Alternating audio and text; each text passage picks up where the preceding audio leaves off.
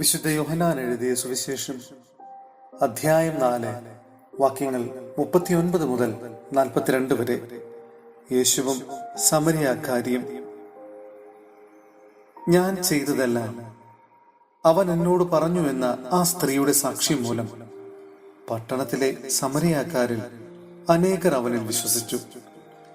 ആ സമരിയാക്കാർ അവന്റെ അടുത്ത് വന്ന തങ്ങളോടൊത്ത് വസിക്കണമെന്ന് അവനോട് അപേക്ഷിക്കുകയും അവൻ 2 ദിവസം അവിടെ താമസിക്കുകയും ചെയ്തു. അവന്റെ വചനം ശ്രവിച്ച മറ്റു പലരും അവനിൽ വിശ്വസിച്ചു.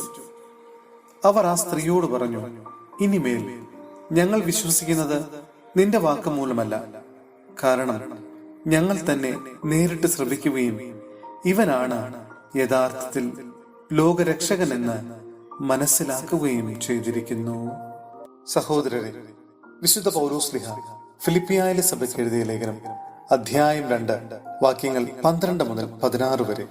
ലോകത്തിന്റെ വെളിച്ചം.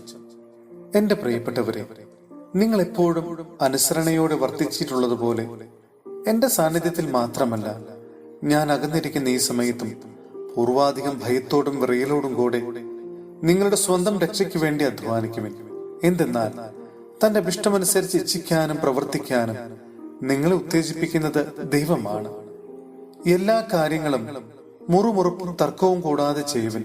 അങ്ങനെ നിങ്ങൾ നിർദോഷരും നിഷ്കളങ്കരുമായി തീർന്ന് വഴിപിഴച്ചതും വക്രതയുള്ളതുമായ തലമുറയുടെ ഇടയിൽ കുറ്റമറ്റ ദൈവമക്കളാവട്ടെ. അവരുടെ മധ്യേ ലോകത്തിൽ നിങ്ങൾ വെളിച്ചമായി പ്രകാശിക്കുകയും ചെയ്യട്ടെ. നിങ്ങൾ ജീവന്റെ വചനത്തെ മുറുകെ പിടിക്കുവിൻ.